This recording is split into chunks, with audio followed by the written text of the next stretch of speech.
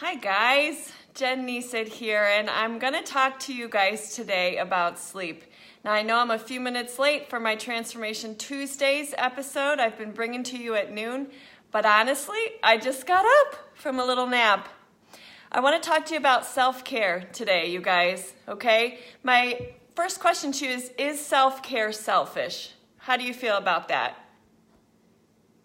I'm going to take off my little filter here. Okay, good afternoon, guys. Please say hi if you're logging on. This is episode 8 already of our Transformation Tuesdays, and we're talking about self-care. If you feel like a busy, crazy running mom or even, dad or even, full-time working person, and you think that self-care is selfish, you need to let that go. I struggled with it myself for a long time, and I realized that it is not possible for me to take care of everybody unless I take care of myself. So today we're going to talk about sleep. My first question I have for you is, are you happy with the amount of sleep that you get a night? Most people, when asked that question, give me a yes or a no in the comments section. For me, it's no, and especially right now when I'm training for something like a marathon, it is hard to make sure that I'm getting enough sleep. So sometimes when I can, I take a nap, and I did. I just woke up from about a 35-minute nap, so now I'm ready to go. But sometimes, you guys, it's hard to get a good night's sleep. Sometimes people have trouble getting to sleep. So I have my top 10 tips that I'm sharing with you now from a trainer that I follow. Let's see, oh, good. Hi, Carrie. Good to see you. I know. Do you think you get enough sleep, though? That's the question, right? So I'm going to share with you 10 tips to help you get better sleep. And these are from a trainer that I follow. And I will actually copy the link from the article, and I'll put it in the comments section below. So first question is, do you think you get enough sleep? Yes or no? And then here we go. Here's our top 10 tips. I promise to be brief. Number 1, prepare your bedroom. The ideal temperature to sleep is between 60 to 67 degrees.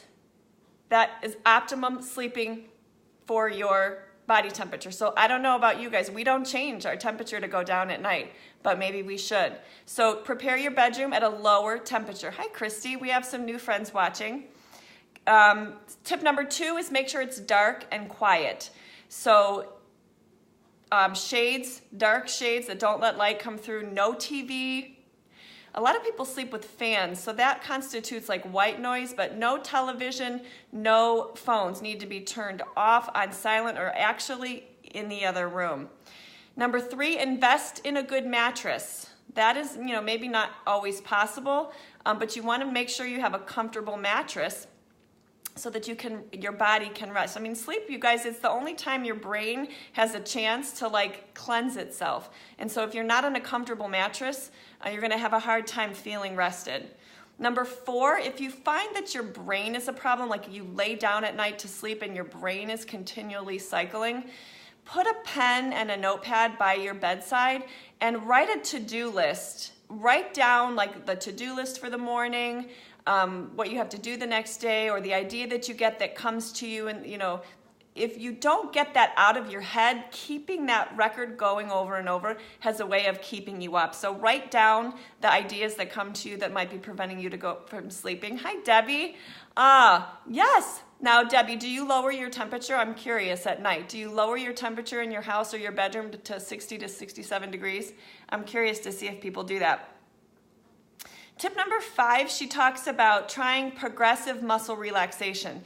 This is something that I'm not used to practicing, and I'm going to actually just refer to the link that I'll share in the comments below, but it takes about 15 minutes, she says, and you kind of go through this process of progressively relaxing all of the muscles in your body if you're having trouble sleeping.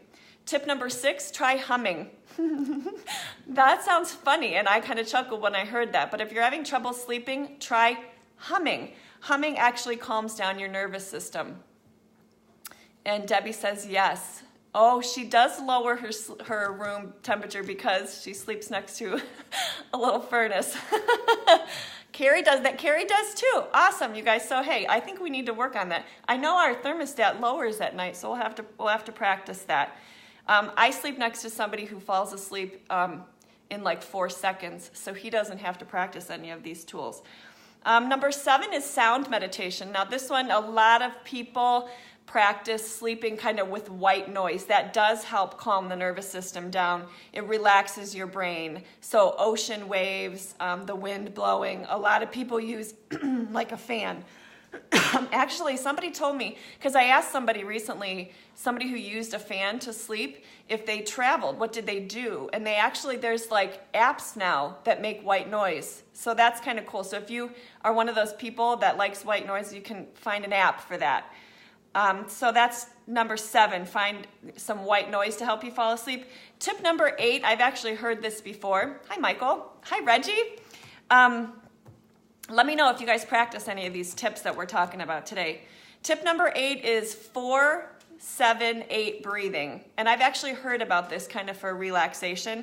So what you do is, and these again are for people having trouble maybe trying to get to sleep, would be to breathe in for 4 seconds, let that air fill up your lungs fully, hold that breath for 7 seconds, and then take 8 seconds to blow it all out. And if you do that 4 times, it kind of brings you down into a more relaxed state. Tip number 9 for getting good sleep is using guided imagery. So maybe you have an image that you can look at or focus on that relaxes you, and you can kind of maybe use that breathing while you're looking at that relaxing image. And then the other thing that I would say is number 10, remember if you can't sleep, if you're laying there and you're really just struggling, remember that your bed is for sleeping. And it's very frustrating if you're laying there and you can't get to sleep. So if you go through some of these tips and you're still not sleeping, get up. Move around a little bit. Maybe go through your bedtime routine again. Do some of these relaxation techniques, maybe sitting in a chair, and then give it a try again. So Carrie says she's done that before and it put her to sleep. Reading online. Reddit online. Yeah, so a lot of these are helpful tips. Again, just to reiterate, I'm guilty of this myself. I started using my phone as an alarm clock, which means it's right by the head of my bed. And that I know is a problem because it keeps me in that technology, until I go to bed. And I actually did just read something about, like successful people.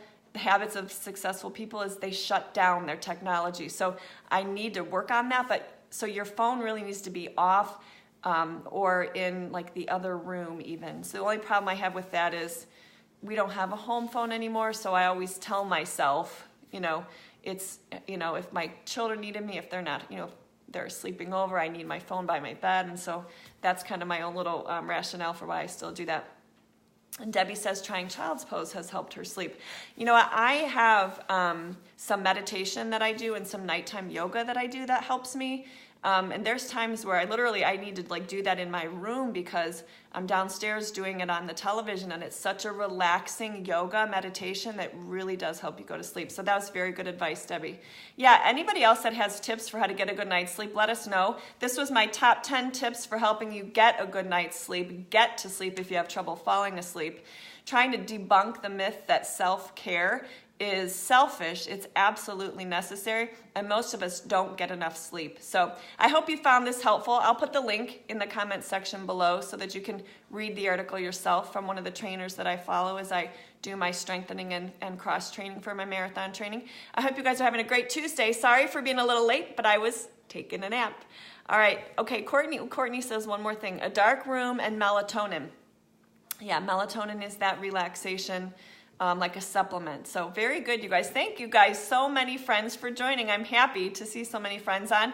It's my goal to be around noon on Tuesdays. I promised I would give my Transformation Tuesdays as a way to kind of help share what I'm doing as I'm trying to live the healthiest version of my life possible, help you guys to all do the same. Hi, Kelly. Thank you guys so much for watching. Comment below if you find this helpful, answer some of the questions I asked if you're catching this on the replay, and share this if you found it valuable. And I'll see you next Tuesday. Have a great day.